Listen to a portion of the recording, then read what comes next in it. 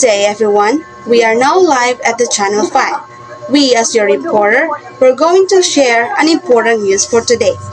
These news are talking about an important organism we can find in our environment. And this was entitled OMG, the GMO. So GMO, short for genetically modified organism.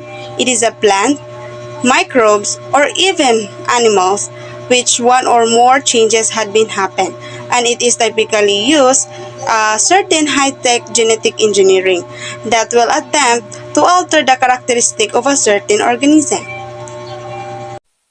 For everyone concerned about what's in our food, especially genetically modified foods, or known as GMOs, or a lot of what Americans eat, though you may not even know it, but a brand new study seeks to put minds at ease over GMOs, declaring them safe to have on our plates and in our environment. Food with genetically modified ingredients is in almost every aisle of the grocery store, from cereal to soaps to bread, but since the day GMOs hit the market, there has been controversy about whether they're safe, concerns that they might be linked to cancer, obesity, and allergies. A new comprehensive report from the past 8 years from the National Academy of Sciences says they are safe, finding GMOs pose no health risks and don't harm the environment. According to Fred Gold, the genetically engineered crop study chair states that there were no really evidence that there is any more health risks to genetically engineered foods than there are from foods from the conventional counterpart. More than 90% of corns, soybeans, and sugar beets grown in the U.S. are genetically modified to make them heartier, more resistant to growth disease and insects.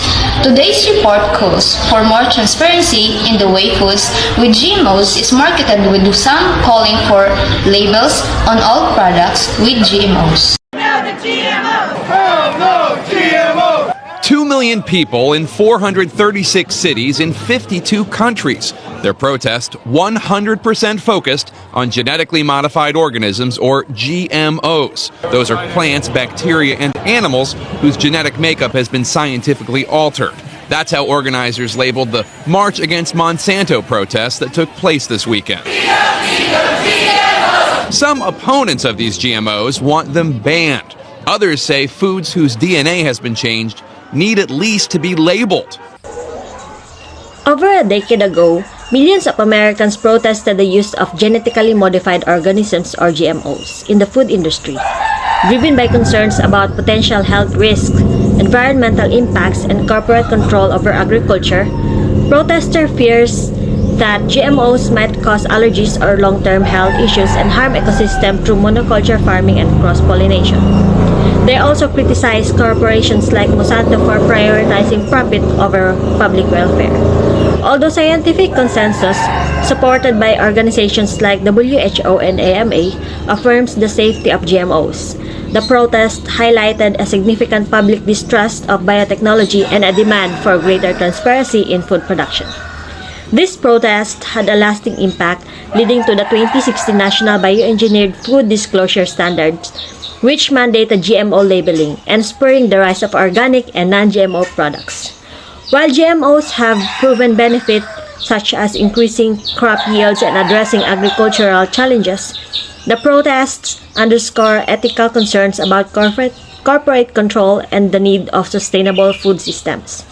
A decade later, the event remained a reminder of the importance of balancing innovation with transparency and public trust in shaping the future of food and agriculture.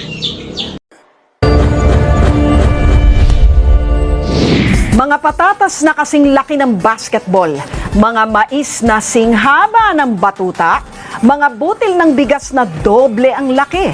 Yan ang tinatawag na mga genetically modified organism o GMO. According to News 5 Everywhere, the use of genetically modified organisms or GMOs in vegetable production has been promoted to speed up production and meet the growing demands of the population. In Joby Francisco's report on News 5, it was explained that GMOs are developed using modern biotechnology to be more resistant to pests, yield higher crops, and grow faster.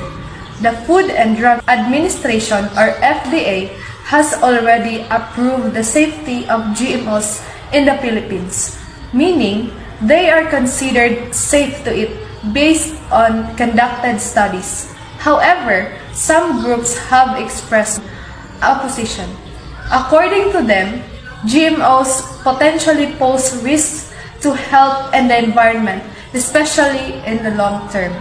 Discussions about the benefits and risks of GMOs continue, aiming to balance the need for food security with the safety of the public and the environment.